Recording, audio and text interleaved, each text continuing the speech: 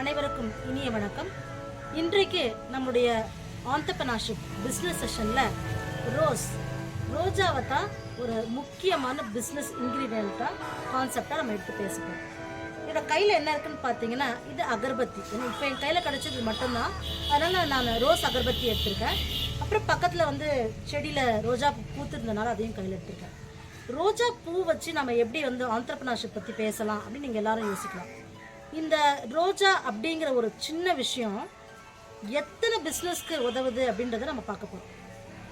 இன்றைக்கு பார்த்தீங்கன்னா, இந்த ரோஜாவை தான் மலர் மாலையாக கட்டி நாம் கோயில்களில், திருமணங்களில் எல்லாத்துலேயும் பயன்படுத்துகிறோம். அப்போ ரோஜான்றது பேஸாகவே பூவாக மாலையாக மாறி அது ஒரு பிஸ்னஸாக இருக்குது. அடுத்தது இந்த ரோஜாவினுடைய இதழ்கள் இருக்கு இல்லையா, இந்த இதழ்களில் நம்ம குல்குந்து தயாரித்து குல்குந்து அது பார்த்திங்கன்னா உடல் ஆரோக்கியத்துக்காக அது ஒரு பிஸ்னஸாக நடத்திட்டுருக்காங்க. இதே ரோஜா இதழ்களினுடைய சென்ட் எசன்ஸ் நமக்கு கிடைக்கும்போது அது ரோஜா அகர்பத்தியாக நமக்கு விற்பனையாகும். இதே ரோஜாவினுடைய எசன்ஸ் இறங்கி அதை நம்ம பாடி ஓடருக்கான சென்ட் தயாரிக்கிறதுக்கு பயன்படுத்துகிறோம். அது மட்டும் இல்லாமல் இந்த ரோஜா இதழ்கள் வேறு என்னென்ன விஷயங்களுக்கெல்லாம் பயன்படுதுன்னு பார்த்தீங்கன்னா, இதில் அதிகமான அளவு மருத்துவ குணங்கள் இருக்கும்பொழுது இந்த கேப்சியூல்ஸாக நம்ம பயன்படுத்துகிறோம். அடுத்தது ரோஸ் வாட்டர் உங்கள் எல்லாருக்குமே தெரியும். ரோஸ் வாட்டரை நம்ம பயன்படுத்தி மேக்கப் பியூட்டிஷியனுக்கு இந்த ரோஜா இதழ்களை பயன்படுத்துகிறாங்க. அடுத்து இந்த ரோஜா இதழ்களினுடைய ஃபேஸ் பேக்கு, லிப்ஸ்டிக்கு, லிப் பாமு, இப்படி முகப்பூச்சி சம்பந்தமான பல விஷயங்களை இந்த ரோஜா இதழ் தான் பேஸாக எடுத்து பண்ணிட்டுருக்காங்க.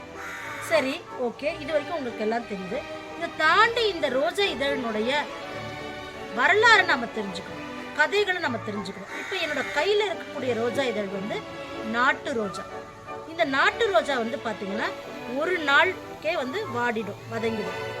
மக்கள் என்ன பண்ணுறாங்க, இந்த ரோஜாவை தலையில் வச்சுக்கிறாங்க, மாலையில் பண்ணுறாங்க, அப்புறம் தூக்கி எறிஞ்சிடுறாங்க.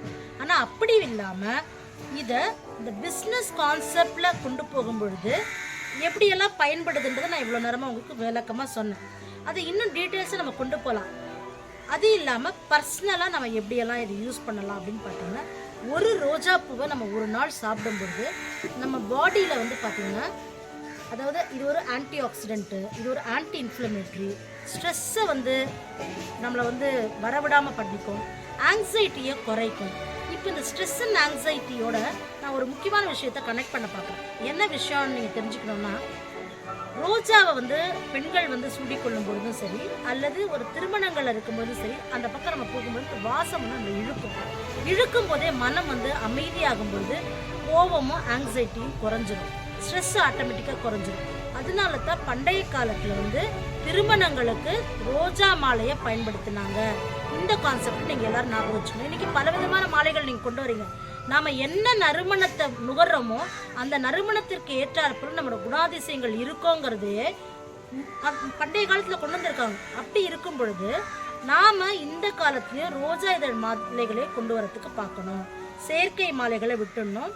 அது இல்லாமல் நிறைய பேர் பார்த்தீங்கன்னா ஏலக்காய் மாலைகள்லாம் போடுறாங்க, அழகுக்கு தான் அது நல்லாயிருக்கும். ஆனால் ஏலக்காய் மாலை உங்களுக்கு உங்களோட நியூரான்ஸை வேறு மாதிரி அஃபெக்ட் பண்ணும். ஆனால் ரோஜா இதழ் மாலைகள் ஸ்ட்ரெஸ்ஸை குறைக்கும், ஆங்ஸைட்டியை கம்மி பண்ணும். அது மட்டும் இல்லாமல் இன்ஃப்ளமேட்ரின்னு சொல்கிறாங்க இல்லையா, உடலில் ஏற்படக்கூடிய அரிப்பு, ஒரு விதமான ஒரு கசன்னு இருக்கக்கூடிய சூழ்நிலைகள் எல்லாத்தையும் மாற்றக்கூடிய குணம் இந்த ரோஜா இதழ்களுக்கு இருக்குது. ஸோ திருமணங்களுக்கு ரோஜா இதழ்னு நம்ம பேசிட்டோம். சரி, முடிஞ்சது. அதுக்கு அடுத்தது நம்ம ரோஜா இதழ்களை இனிமேல் எங்கே பார்த்தாலும் அதை கொண்டு தலையில் மட்டும் வச்சுட்டு போடக்கூடாது. ரோஜா இதழிலேருந்து நம்ம டீ டிகாக்ஷன் பண்ணி வீட்டுக்கு பயன்படுத்தலாம்.